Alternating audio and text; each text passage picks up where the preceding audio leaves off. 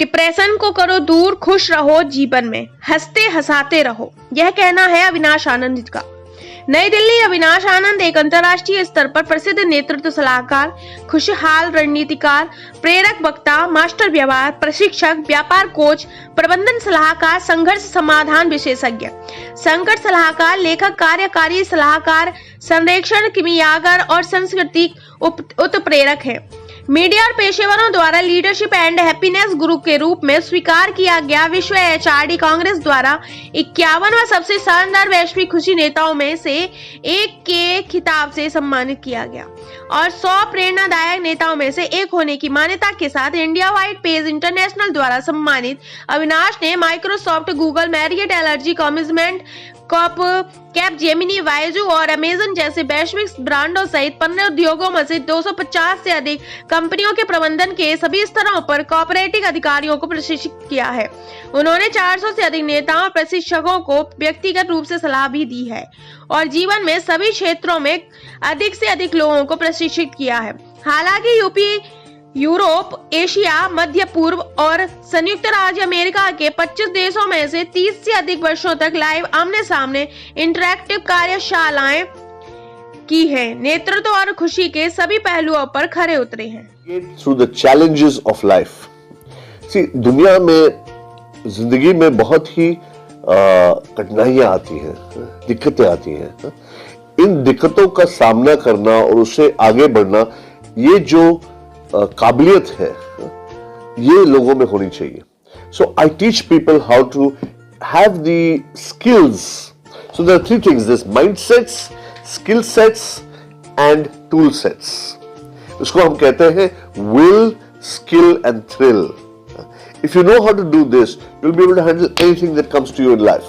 Because life is not life without problems. Life is not life without challenges. It's about how you handle those challenges. How to be a kamal in the kitchen. How to be a lotus in the muddy pond. That's the idea. And that's what I teach. And I have a system and a framework for teaching that. It's called meta-mind alignment. Now the entire world is facing the COVID-19. So how will you define and how the people can overcome from this situation nowadays? See, दुनिया में 2 चीजें होती है। One is something that happens to you. जो होता है वो अक्सर होता है without your permission. कोविड किसी ने मांगा नहीं, वो हो गया। So there's stimulus यानी कि things that happen to you without asking you, and there's responses जो हम करते हैं। Stimulus and response. The response should be appropriate to the stimulus. मेरा कहना ये है कि अगर कुछ होता है जो हमारे लिए मुश्किल है उसको झेलना, we have to be ready with how to respond to that situation. तो रिस्पॉन्स जो है वो रिएक्शन नहीं होना चाहिए। अक्सर जो होता है, जैसे कोविड जो हुआ, बहुत ही बुरी चीज हुई। मेरे पिताजी गुजर गए पिछले 8 महीने पहले। मेरे पिताजी जो है वो चल बसे कोविड की वजह से, उनको हार्ट अटैक हुआ। But what do we do? हमको क्या करना चाहिए, यह बहुत जरूरी है। How should we respond to the situation? How can we bounce back? समुद्र की लहरें होती है ना, कभी खुशी कभी गम, sometimes happiness, sometimes sadness. But what is important is the depth of the ocean. Depth of the ocean जो अंदर जो होता है, जो ताकत हमारे अंदर होती है, और हम सब में वो ताकत है। मैं ये कहना चाहता हूं आपसे, I want to share with you a Sanskrit श्लोक। आमंत्रम अक्षरो नास्ति, नास्ति मूलम अनौषधम, अयोग्य पुरुषो नास्ति, योजकास्तत्र दुर्लभा। Let me explain what that means. Amantram Akshara Nasti means there is not a single alphabet from which a mantra cannot be made. यानी कि ऐसा कोई अक्षर नहीं जिससे एक मंत्र नहीं बनाया जा सके। Amantram Akshara Nasti, Nasti Mulam Alashadam means that there is not a single root of a tree. ऐसा कोई जड़ी बूटी नहीं जहां पे हम कुछ जिसमें से हम कुछ औषध नहीं बना सके। There is not a single root of a tree or plant of a tree from which we cannot make a medicinal herb according to Ayurveda. Ayurveda को माना जाता है 5th वेद। 4 वेद होते हैं ना, उसमें से 5वां वेद आयुर्वेद को माना जाता है। तो There is not a single root of a tree from which medicinal herb cannot be made. अयोग्य पुरुषों नास्ति. There is not a single individual who does not have the potential of greatness. ऐसा कोई इंसान नहीं है जिसमें योग्यता नहीं हो. योजिका तत्र दुर्लभ का मतलब यह है कि ऐसा इंसान मिलना बहुत दुर्लभ है और नायाब है. It's very rare to get a human being who is able to make the mantra out of the akshar, who is able to make the medicinal herb out of the root. It's very difficult to find the man who is able to get the greatness out of every individual. इंसान में जो योग्यता है, उसमें जो greatness है, उसको निकालने वाला जो है वो बहुत मुश्किल है मिलना. सर, आपको क्या लगता है कि आज के जनरेशन में ज्यादा डिप्रेशन में क्यों जाते हैं? जी, मुझे ये लगता है कि आज के डेट में ज्यादा डिप्रेशन में लोग इसलिए जाते हैं 2-3 वजह से. और 2-3 वजह जो है मैं बताना चाहता हूँ, 3 वजह बताना चाहता हूँ. नंबर 1 ये है कि लोगों का हालात जो है, लोगों की जो सिचुएशन है वो ऐसी है कि वो man is a social animal. और जब से कोविड आया है लोग क्या कहते हैं, सोशल डिस्टेंसिंग. लोगों को आपस में मिलजुलना अच्छा लगता है, लोगों को बाहर जाना अच्छा लगता है, लेकिन ये हालात ऐसी हो गई है कि we have to remain away from each other. तो इसमें ये एक कारण है. Man is social but we have to be social distanced. ये एक कारण है.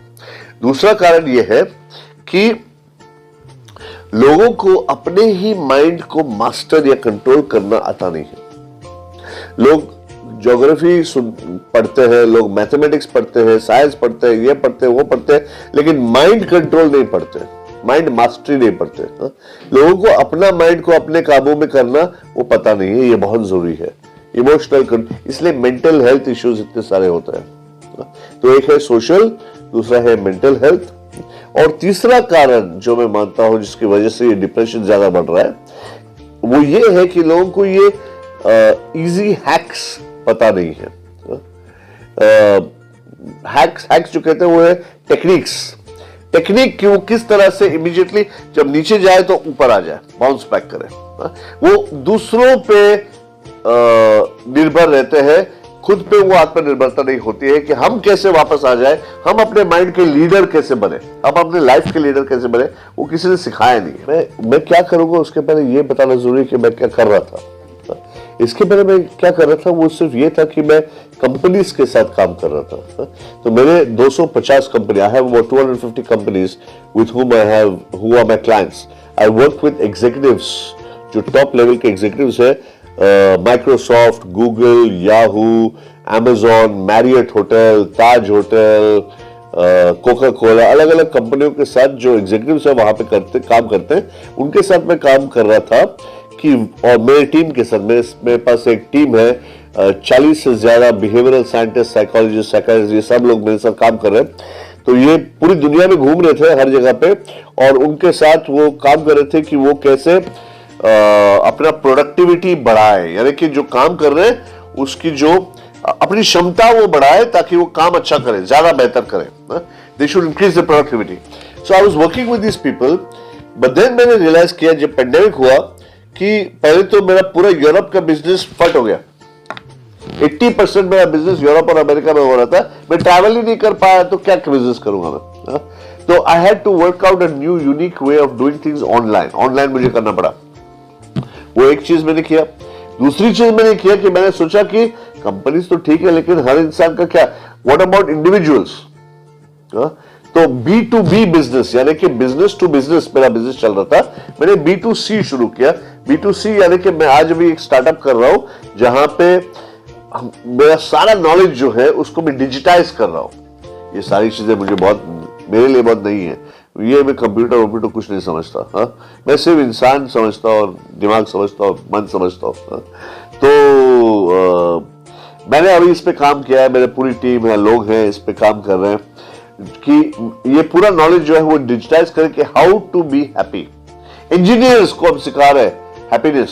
इंजीनियर्स बोलते हैं इसका प्रोसेस क्या है, क्या हैप्पीनेस डेफिनेट है, उसको मेजर कैसे किया जा सकता है, वो सारी चीजें हैं हमारे पास. हम ये चाहते हैं कि आम इंसान के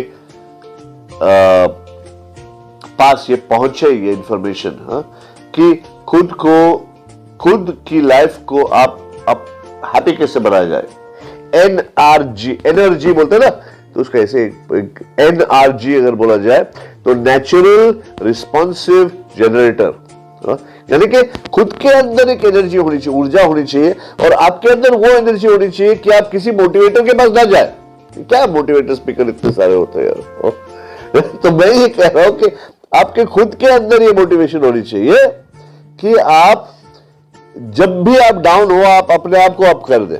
हमारा अध्ययन हुआ है, we have done research on 450 different sources: religion, neurosciences, management, psychology, positive psychology, history, social sciences।